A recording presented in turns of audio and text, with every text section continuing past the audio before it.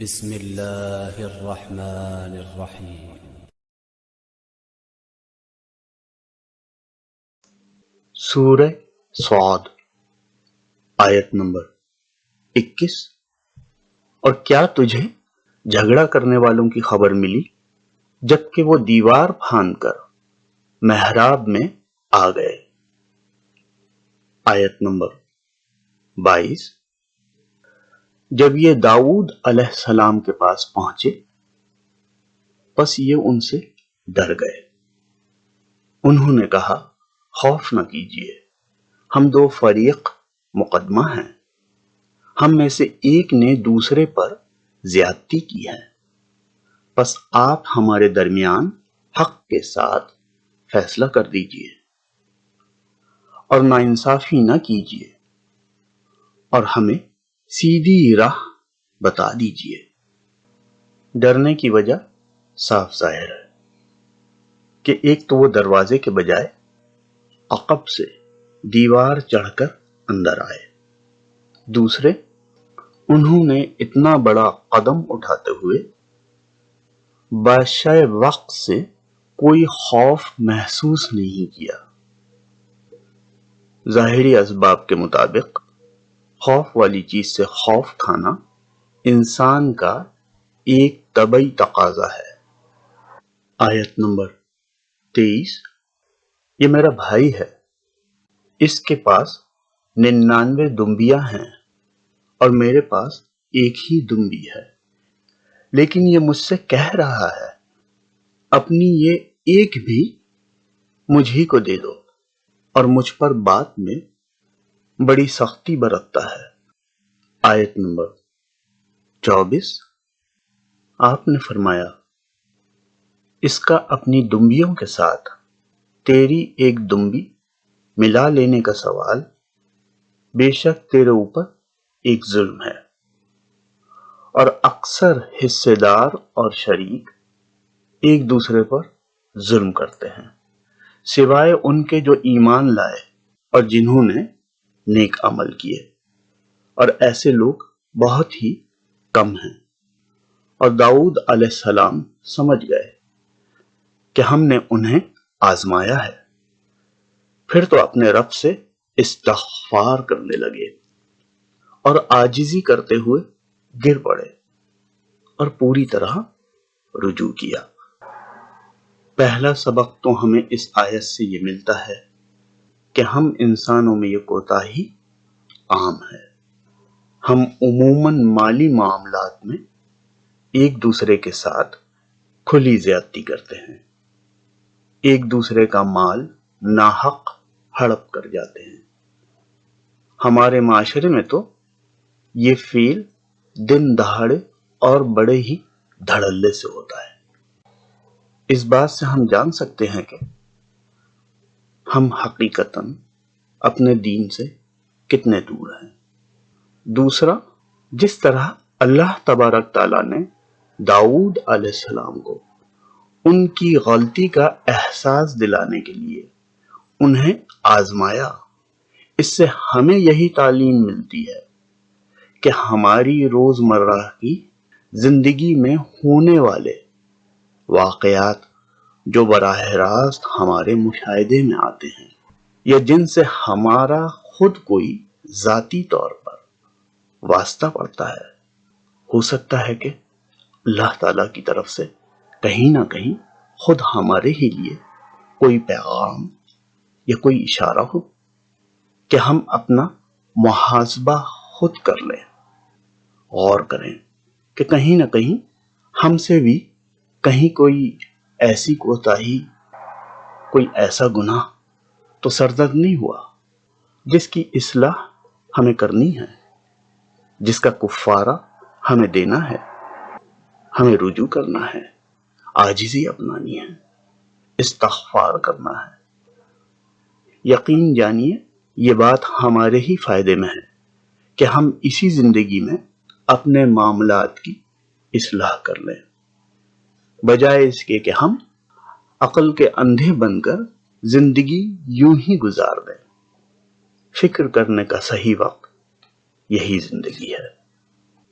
آیت نمبر 25 بس ہم نے بھی ان کا وہ قصور معاف کر دیا، یقیناً وہ ہمارے نزدیک بڑے مرتبے والے اور بہت اچھے ٹھکانے والے ہیں۔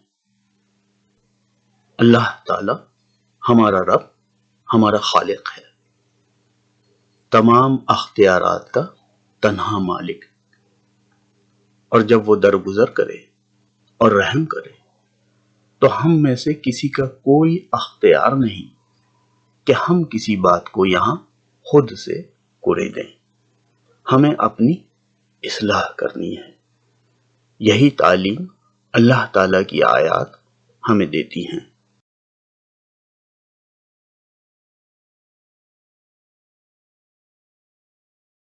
بسم اللہ الرحمن الرحیم۔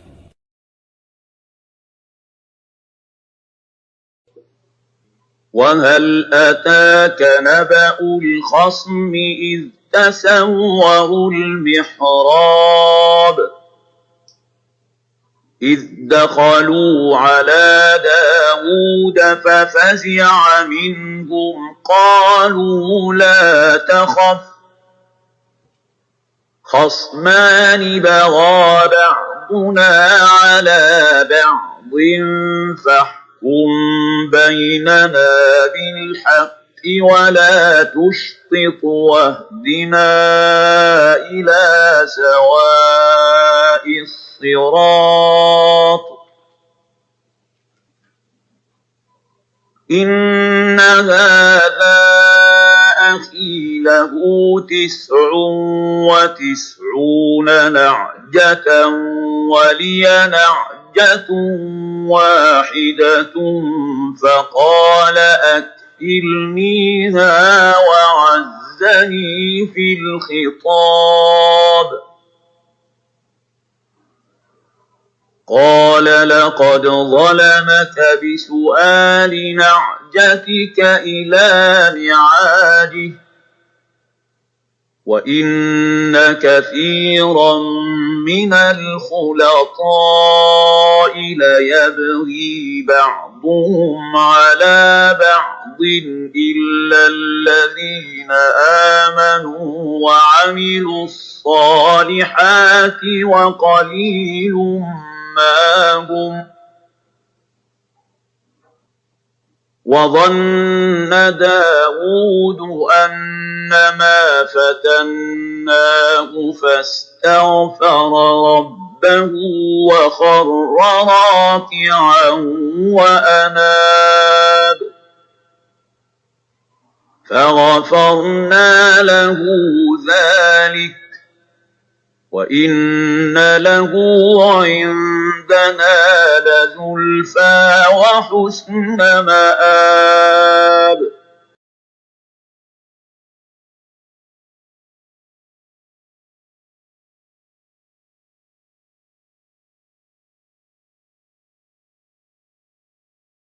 بسم اللہ الرحمن الرحیم۔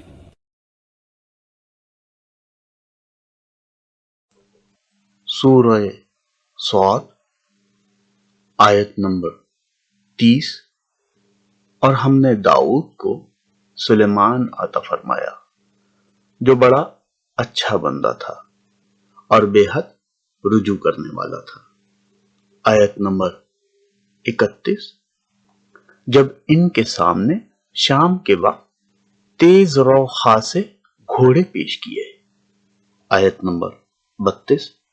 تو کہنے لگے کہ میں نے اپنے پروردگار کی یاد پر ان گھوڑوں کی محبت کو ترجیح دی، یہاں تک کہ آفتاب چھپ گیا۔ یعنی مرغوب اور پسندیدہ چیز سامنے آنے کی وجہ سے تھوڑی دیر کے لیے ان کی توجہ اللہ کے ذکر اور عبادات کی طرف سے بٹ گئی، جس کا انہیں بہت ملال ہوا۔ آج کے زمانے میں ہم کتنے بدبخت اور بدقسمت ہیں کہ کھیل تماشوں سے ہمارا دل ہی نہیں بھرتا۔ ہم اپنے خالق کے ذکر، حمد و تسبیح، عبادات سے ہر لمحے غفلت برتتے ہیں۔ اور ہمیں کہیں بھی کوئی شرمندگی، کوئی ملال نہیں ہوتا۔ انبیاء کرام کے یہ حالات زندگی ہمیں غفلت سے جگانے کے لیے بیان کیے گئے ہیں۔ آیت نمبر 33، ان گھوڑوں کو دوبارہ میرے سامنے لاؤ، پھر تو پنڈلیوں اور گردنوں پر ہاتھ پھیرنا شروع کر دیا۔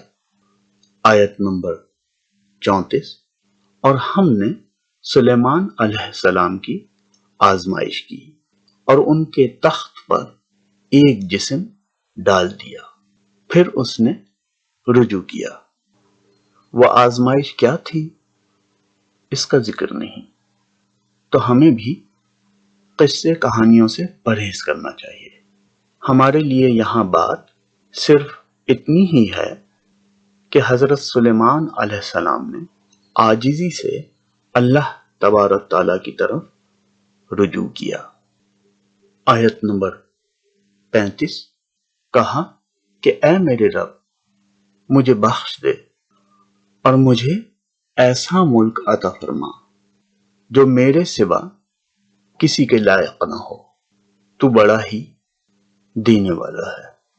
یہ بات بہت ہی اہم ہے کہ توبہ استغفار کے ساتھ ہی ایک بھرپور دعا سورہ القلم کی آیت نمبر 31 اور 32 میں بھی باغ والوں کے قصے کے ساتھ ہی ہمیں ایک بھرپور دعا کی تعلیم دی گئی ہے کہ ہم اپنے رب سے رجوع کریں، اپنی غلطی کا اقرار کریں، بخشش طلب کریں اور اصلاح رکھیں۔ یقین جانیے آپ پر آپ کے رب کی طرف سے بیش بہا نعمتوں کے خزانے جاری ہونا شروع ہو جائیں گے۔ کثرت سے توبہ و استغفار کیجیے۔ اپنے رب کی راہ میں اصلاح رکھنے کا عمل آپ کے رب کی طرف سے کشادگی رزق کا بہترین ضامن ہے۔ آیت نمبر 36، پس ہم نے ہوا کو ان کا ماتحت کر دیا، وہ آپ کے حکم سے جہاں آپ چاہتے نرمی سے پہنچا دیا کرتی تھی۔ آیت نمبر 37، اور طاقتور جنات کو بھی ان کا ماتحت کر دیا، ہر عمارت بنانے والے کو اور غوطہ خور کو۔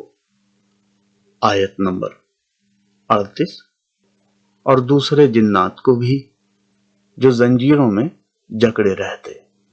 آیت نمبر 39، یہ ہے ہمارا عطیہ، اب تو احسان کر یا روک رکھ، کچھ حساب نہیں۔ آیت نمبر 40، ان کے لیے ہمارے پاس بڑا تقرب ہے اور بہت ہی اچھا ٹھکانہ ہے۔ اپنی غلطیوں کا اعتراف کرنا سیکھیے۔ آپ کی سرکشی اور ڈھٹائی آپ کو کہیں کا نہ چھوڑے گی۔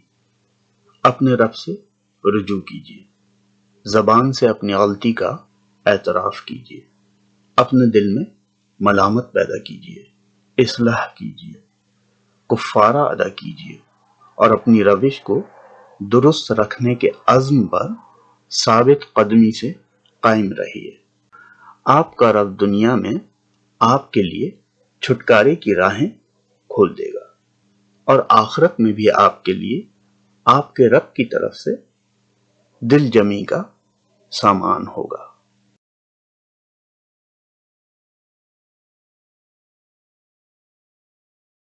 بسم اللہ الرحمن الرحیم۔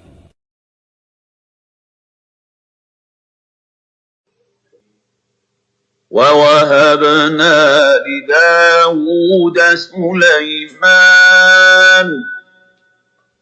نِعْمَ الْعَبْدُ إِنَّهُ أَوَّابٌ إِذْ عُرِضَ عَلَيْهِ بِالْعَشِيِّ الصَّافِنَاتُ الْجِيَادُ فقال إني أحببت حب حب الخير عن ذكر ربي حتى توارت بالحجاب ردوها علي فطفق مسحا بالسوق والأعناق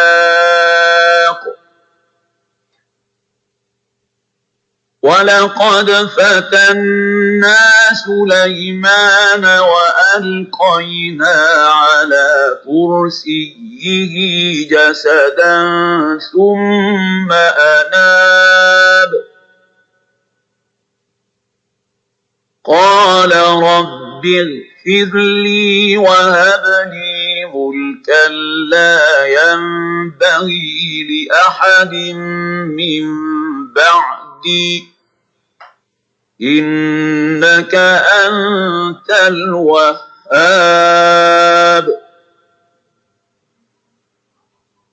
فسخرنا له الريح تجري بأمره رخاء حيث أصاب والشياطين كل بناء وغواص وآخرين مقرنين في الأصفاد هذا عطاؤنا فامنن أو أمسك بغير حساب وإن له عندنا لزلفى وحسن مآب